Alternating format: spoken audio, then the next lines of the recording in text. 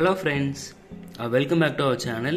இன்னைக்கு நம்ம சேனல்ல ஒரு ஈஸியான வாழைப்பழ ஹல்வா தான் பண்ண போறோம். இது எப்பவும் போல ஹல்வா இல்லாம கொஞ்சம் ஒரு மஸ்கோத் ஹல்வா ஸ்ட்ரக்சர்ல இருக்கும். இப்போ நம்ம வாழைப்பழம் ஹல்வாக்கு தேவையான பொருட்கள் பார்த்துடலாம் வாங்க.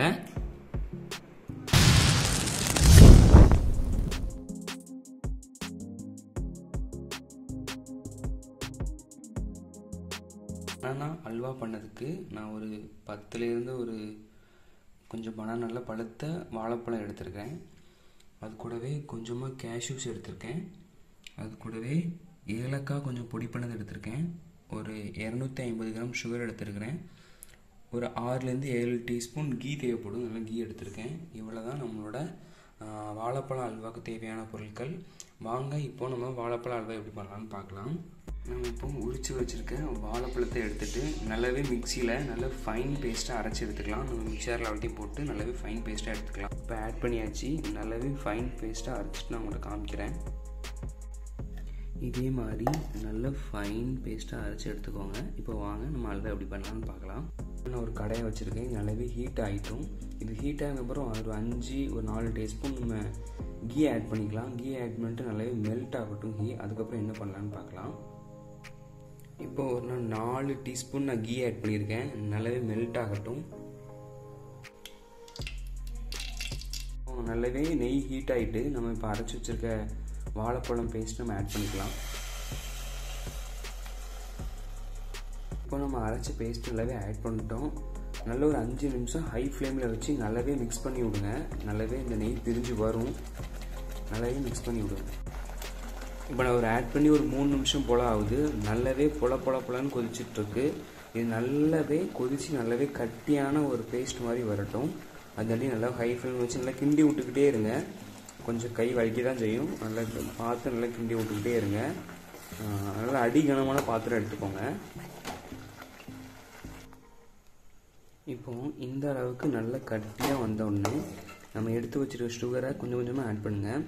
நான் இன்றைக்கி 250 கிராம் சுகர் எடுத்து வச்சுருக்கேன். நான் இப்போ ஏதோ உங்கள் டேஸ்ட்டுக்கு ஏற்ப சுகர் ஆட் பண்ணிக்கோங்க. இப்போ நான் இதை கொஞ்சம் கொஞ்சமாக ஆட் பண்ணிக்கலாம். நல்லாவே ஃபர்ஸ்ட் ஒரு 100 கிராம் போட்டுக்கலாம்.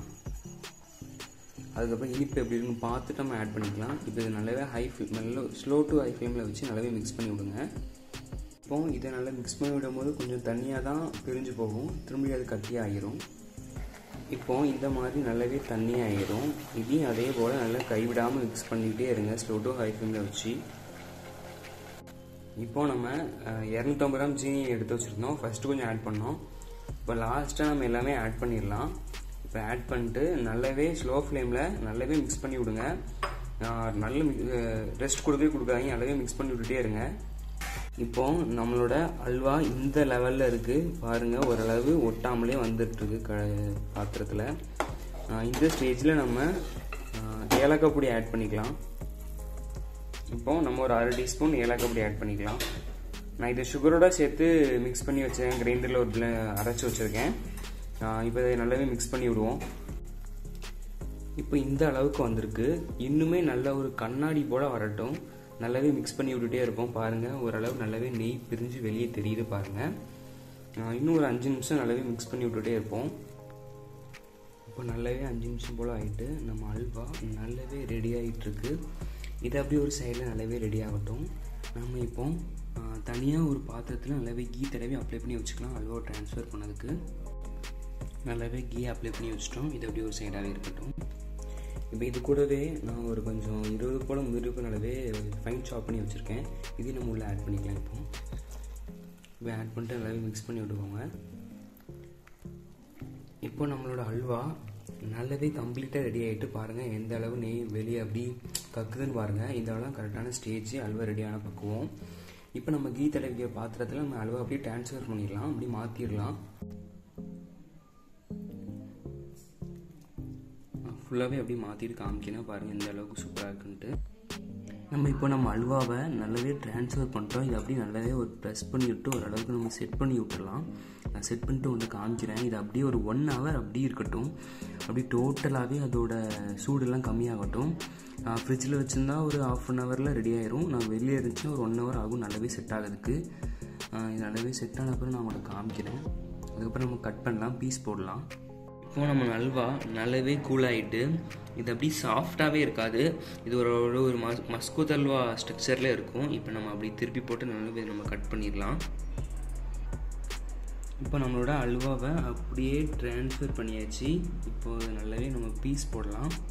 உங்களுக்கு என்னென்ன ஷேப்பு தேவையோ அந்த ஷேப்பில் நீங்கள் போட்டுக்கோங்க. நான் இப்போ பீஸ் போட போகிறேன். பீஸ் போட்டு அப்படி காமிக்கிறேன். ஃப்ரெண்ட்ஸ், இப்போ நம்மளோட வாழைப்பழம் அல்வா ரொம்பவே அழகாக ரெடி ஆகிட்டு பாருங்கள். நான் பீஸ் போட்டு வச்சுருக்கேன். என்ன லைட்டாக அந்த கொஞ்சம் அந்த எப்படி சொல்ல சாஃப்ட்னஸ் இல்லை, கொஞ்சம் ஹார்டாக இருக்குது. அது கொஞ்சம் குக் பண்ணிட்டேன் நினைக்கிறேன் கொஞ்சம் ஒரு இதில். ஸோ இந்த வீடியோ பிடிச்சிருந்தா என்னோடய சேனலுக்கு லைக் பண்ணுங்கள், ஷேர் பண்ணுங்கள், சப்ஸ்கிரைப் பண்ணுங்கள். இன்னும் நம்ம சேனலில் நிறைய வீடியோ வரும். Thank you friends.